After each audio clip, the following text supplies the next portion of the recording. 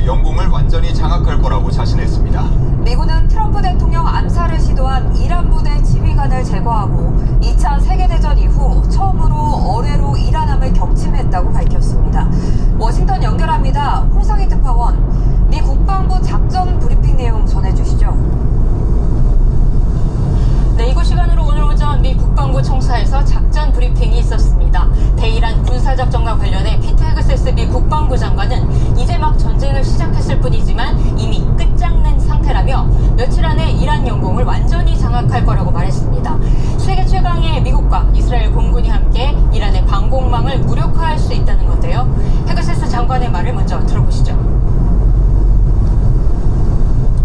But when you add the Israeli Defense Forces, a devastatingly capable force, the combination is sheer destruction for our radical Islamist Iranian adversaries. They are toast, and they know it. 헤그세스 장관은 미국의 방어력은 향상이 되고 있지만 이란의 공격 능력은 약화되고 있다면서 미국은 작전 강도를 높이고 있다고 말했는데요. 댄 케인 미 합참의장도 이란의 탄도미사일과 공격 드론의 발사 횟수가 첫날에 비해 크게 줄어들고 있다면서 이란의 전력이 약화하고 있다고 분석했습니다. 이 말도 들어보시겠습니다. Iran's theater ballistic missile shots fired are down 86% from the first day of fighting. And their one-way attack drone shots are down 73% from the opening days. 네, 또 미군은 원거리 타격 중심의 대규모 공격에서 이제 이란 상공에서 정면 타격으로 작전을 전환하고 있다면서도 지상군 투입 가능성에 대해선 정책 결정자의 몫이라며 말을 아꼈습니다. 헤그세스 장관은 이란이 미국보다 오래 버틸 수 없다고 단언하면서 미국은 필요한 만큼 전쟁을 지속할 수 있다고 주장했는데요.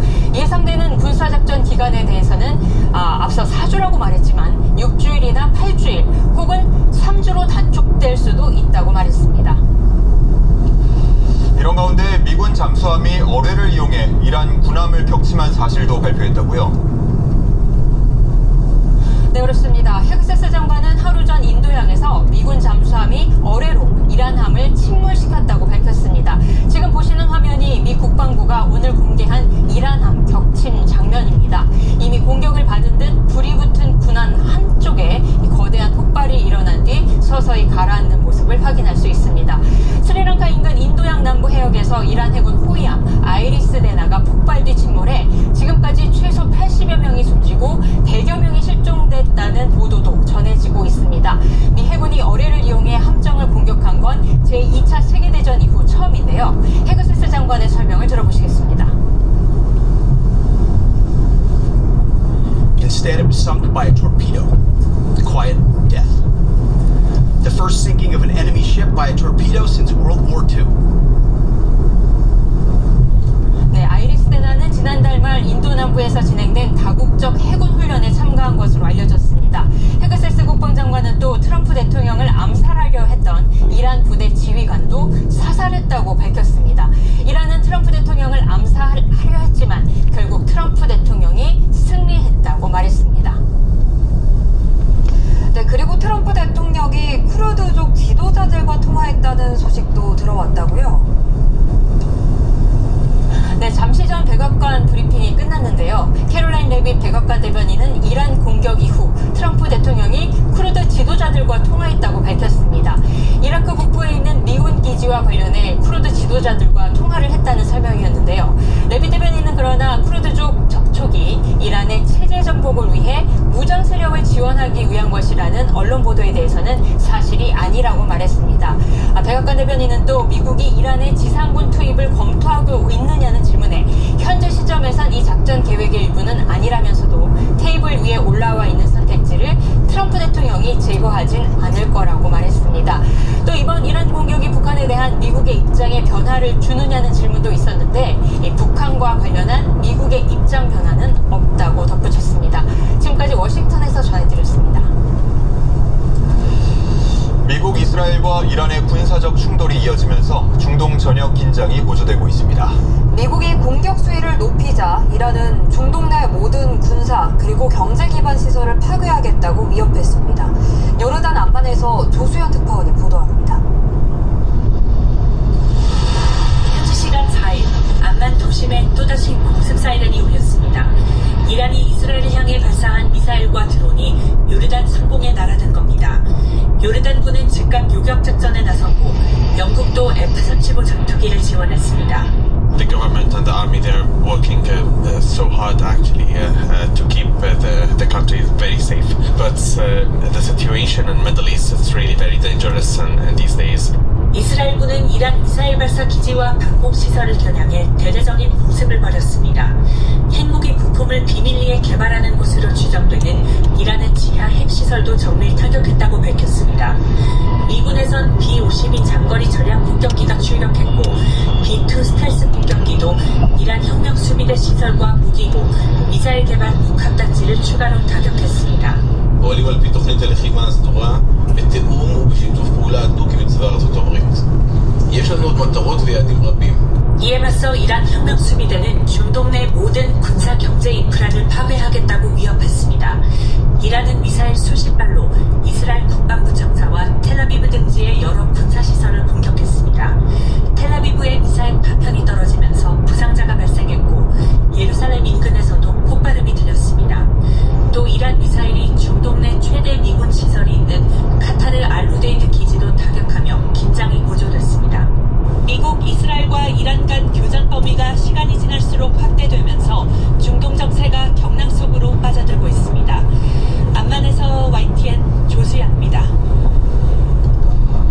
이란 정보당국이 제3국을 통해 간접적으로 미국 CIA에 물밑 협상을 요청했다는 보도가 나왔습니다. 하지만 미국과 이란 모두 협상은 없다며 강경한 태도를 보이고 있는 데다 당장은 전쟁을 끝낼 생각이 없어 보인다고 뉴욕타임스는 전했습니다. 김장리 기자의 보도입니다. 미국과 이스라엘이 이란을 향해 공격을 시작한 다음 날 이란 정보당국이 미국 중앙정보국 CIA에 접촉을 시도했다고 뉴욕타임스가 보도했습니다. 이란 정보당국이 제3국을 통해 종전 조건을 논의하자고 CIA에 제안했다는 겁니다. 뉴욕타임스는 익명의 중동 그리고 서방 관료들을 인용해 이같이 보도했습니다. 다만 미국 측은 트럼프 행정부와 이란 모두 당장 전쟁을 끝내고 외교적 퇴로를 찾을 준비가 돼 있는지에 대해 회의적이라고 설명했습니다. 또 이란의 제안이 진정성이 있는지, 특히 이란의 지도부가 붕괴된 상황에서 이들이 실제로 협상 권한이 있는지 의심하고 있다고 전했습니다. 이스라엘은 이란의 제안을 무시하고 이번 기회에 이란의 군사력을 완전히 무력화하겠다며 공격을 계속하자는 입장입니다. 이란은 그동안 미국과의 비공식 협상서를 강하게 부인해왔습니다. 앞서 월스트리트저널은 하메네이 사망 후 알리 라리자니 최고 국가안보회의 사무총장이 미국과 협상을 시도하고 있다고 보도했습니다. 하지만 라리자니 사무총장은 SNS에 글을 올려 미국과 협상하지 않을 것이라고 밝혔습니다. 하메네이의 최측근으로 알려진 모하마드 모흐웨드도 이란은 미국과 어떤 형태의 접촉도 하지 않는다며 미국 정부와 협상은 없을 것이라고 몰아갔습니다. 트럼프 대통령 또한 이란과의 협상 가능성에 부정적인 태도를 보였습니다. 트럼프 대통령은 SNS에 그들은 대화를 원한다. 나는 너무 늦었다고 말했다고 적었습니다. 미국이 쿠르드 쪽을 앞세워 지상전까지 검토하는 가운데 군사적 압박이 최고조에 달한 이란의 물밑 접촉 시도가 어떤 영향을 미칠지 관심입니다. YTN 김잔입니다. 이란이 미국의 분쟁 종식 조건을 논의하자고 제안했다는 보도가 나오자 뉴욕 증시는 상승했고 뉴욕 유가와 원달러 환율도 안정을 되찾았습니다. 하지만 호르무즈 봉쇄에 따른 물류 차질은 여전해 국제 알루미늄 가격은 4년 만에 최고 수준으로 치솟았습니다. 뉴욕 연결해 자세한 소식 알아보도록 하겠습니다. 이승윤 특파원, 이란 내부에서 종전을 원하는 움직임이 포착되면서 뉴욕 증시가 다소 안도하는 분위기라고요. 네, 그렇습니다. 미국이 이란 공격을 시작한 다음 날 이란 정보당국이 제3국을 통해 미국 중앙정보국 CIA에 물밑 접촉을 해오면서 분쟁 종식 조건을 논의하겠다는 제안을 내놨다고 미국 뉴욕타임스가 보도하자 미국 증시가 유독 쳤습니다. 호전을 원하는 움직임도 있다는 분위기가 포착되면서 뉴욕 증시 3대 지수는 일제히 상승했습니다. 전날과는 좀 대조적인 움직임인데요. 금융파생 상품 중개 회사인 IG는 시장은 이란 사태가 4-5주나 계속돼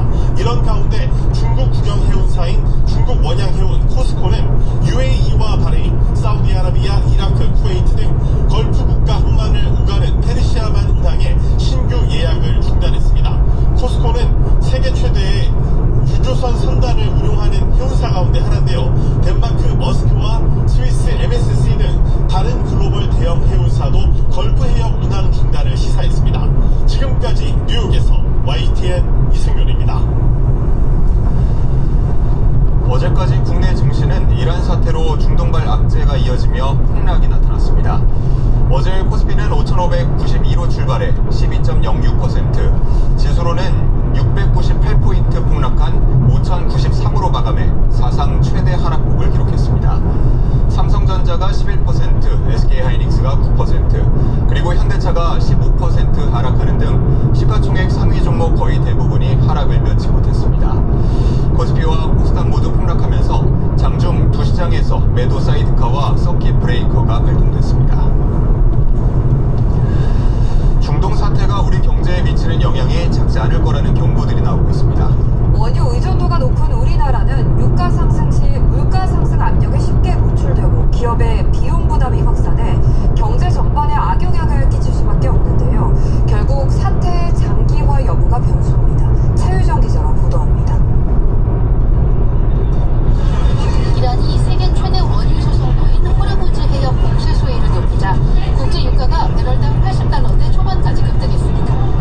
원유 수입의 70%를 중동에서 조달하는 우리나라의 가장 큰 관심사는 바로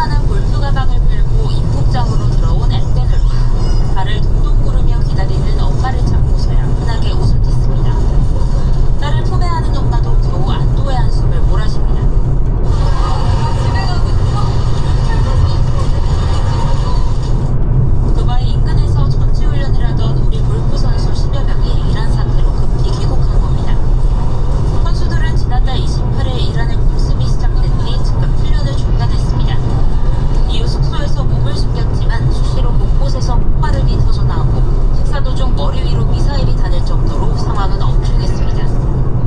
하늘에서 누가 떨어지는 거? 빨간색 같은 게 몇 번씩 날아다닌다거나 그런 것도 꽤 봤었고 경찰 차량 이제 구급차 이렇게 가는 거를 보긴 했었어요. 다행히 이란의 포화가 쏟아진 두바이 중심가에서 1시간가량 떨어진 곳에 숙소가 위치해 있어 직접적인 피해는 없었습니다.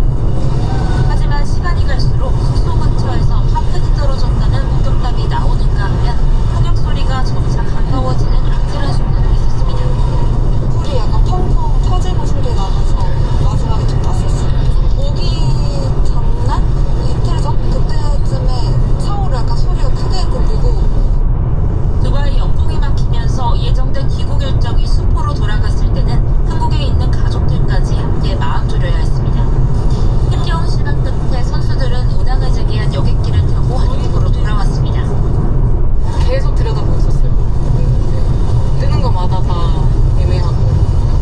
근데 그러다가도 계속 취소되고 했었으니까 원래 어제까지만 해도 못 올 줄 알았는데 다행히 운 좋게 올 수 있어가지고 좋습니다 지금.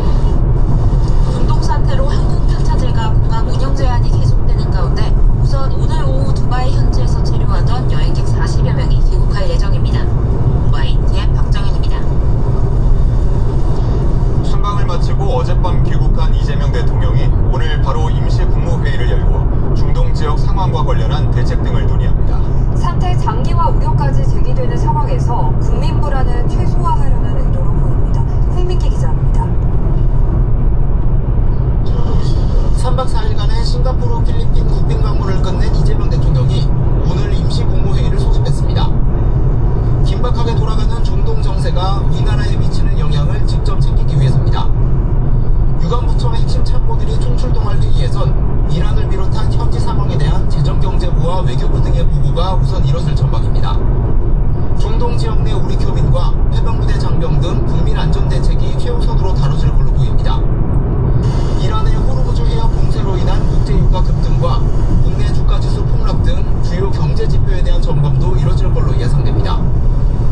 고유가로 인한 국내 물가 상승, 중동 수출 비중이 높은 중소 중견기업의 피해, 그리고 에너지 수급과 해상물류에 대한 걱정이 커지는 만큼 관련 대책 또한 테이블에 오를 걸로 관측됩니다. 미국과 이스라엘의 첫 공습 다음 날 예정됐던 순방에 나선 이 대통령은 청와대와 내각에 각각 비상대응 체제를 유지하라고 지시했습니다. 청와대에선 강훈식 대통령 비서실장을 중심으로, 정부에선 김민석 국무총리 주도로 매일 상황 점검이 이루어졌습니다. 이 대통령도 순방 기간 국가안보실 등을 통해 정부의 대응과 후속 조치를 보고받고 필요한 지시를 내린 걸로 알려졌습니다. 필리핀 대통령과 정상회담에서도 중동 정세와 관련한 의견을 교환했습니다.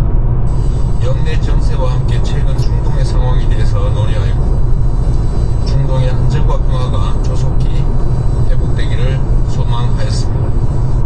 청와대 내 경제산업탑인 김용범 정책실장은 임시 국무회의에 앞서 관계부처 당국자들과 별도로 만나 위기 대응 시나리오를 점검하고 지원 대책 등을 논의했습니다. YTN 홍민입니다.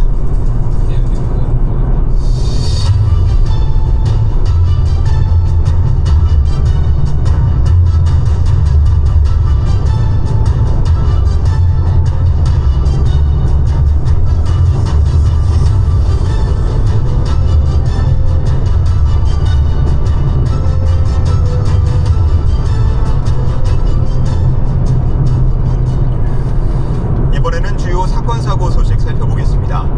충북 청주에서 자동차 전용 도로를 달리던 차량 운전자가 갑자기 의식을 잃었습니다.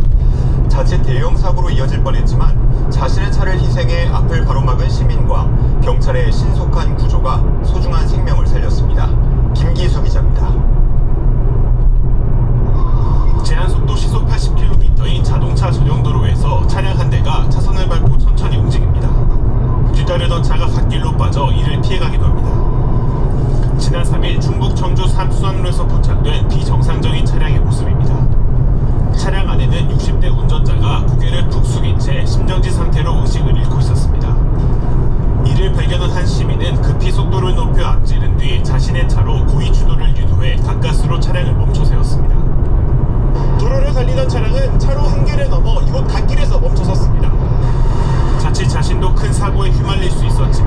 내리는 운전자를 보고 몸이 먼저 반응했다고 말합니다. 근데 안 멈추면은 앞으로 가면은 이제 합류 차선에 있어서 그냥 먼저 움직인 것 같습니다. 뭐 생각할 길도 없이. 현장에 도착한 경찰은 곧바로 차량 유리를 깨고 운전자를 밖으로 끌어냈습니다. 심폐소생술을 하며 구급대를 기다렸고 출동한 구급대가 병원으로 무사히 이송했습니다. 고속으로 주행하는 차들이 보통 많은데 아무래도 이제 그 차량을 그대로 방치해놨을 때 이제 2차 사고나 이런 부분이 이제 반드시 예상이 되는 상황이었거든요. 위험을 무릅쓴 시민의 용기와 경찰의 신속한 응급 조치가 운전자의 생명을 구하고 더 큰 참사를 막았습니다. YTN 김규수입니다. 대구 도심 공사장에서 대형 중장비인 천공기가 대로 쪽으로 쓰러졌습니다. 3명이 경상을 입는 데 그쳤지만 통행량이 많은 도로여서 하마터면 더 큰 피해로 이어질 뻔했습니다. 김건우 기자가 보도합니다. 택시가 교차로에 진입하는 순간 거대한 중장비가 도로 쪽으로 기울어집니다. 몸체가 꺾이더니 몇 초 만에 굉음을 내며 완전히 쓰러집니다. 택시는 넘어진 장비와 부딪혔고 앞서가던 버스와 승합차는 간발의 차로 사고를 피했습니다. 근데 마침 신호가 거의 차가 다 지나가고 뒤가 몇 대 안 됐을 때니까 그렇게 큰 사고 안 났어요. 택시 기사님의 속도만 빨랐으면 죽었지. 큰일 날 뻔했어 진짜. 오전 9시쯤 대구 만촌내거리 공사 현장에서 작업 중이던 66톤짜리 천공기가 넘어졌습니다. 천공기는 이렇게 차가 지나다니는 도로 한복판에 넘어졌습니다. 통행량이 많은 대로였던 데다 출근 시간이어서 피해는 더 커질 수도 있었습니다. 이 사고로 택시 운전기사와 승객, 천공기 기사가 다쳤습니다. 또 도로 4개 차로가 오전 내내 차단돼 극심한 정체가 빚어졌습니다. 사고 현장에서는 지하철역 통로를 추가로 만드는 공사가 진행 중이었습니다. 지난 2022년 착공했지만 완공이 늦어지며 5년째 교통혼잡은 물론 안전사고 우려가 이어져 왔습니다. 경찰은 천공기를 점검하려고 선회하다가 사고가 난 것으로 보고 시공사 측의 과실 여부를 들여다보고 있습니다. 노동청도 해당 시공사가 진행 중인 모든 현장에 대한 불시 현장 감독에 착수했습니다. YTN 김근우입니다. 어제 저녁 청주시 흥덕구 서청주 IC 인근 도로에서 16톤 윙바디 화물차가 10m 길이의 사다리를 편 채 달리다가 4.3m 높이의 구조물을 들이받았습니다. 이 사고로 인명피해는 없었지만 사고 수습을 위해 통제된 인근 도로가 한동안 정체를 빚었습니다. 경찰이 새학기를 맞아 등굣길 서울초등학교 인근 어린이 보호구역에서 대대적인 음주 단속을 벌인 결과 4건의 음주운전 사례가 적발됐다고 밝혔습니다. 서울경찰청은 어제 아침 8시부터 1시간 동안 서울 시내 초등학교 31곳 인근의 어린이 보호구역에서 음주 단속을 실시했는데요. 단속 결과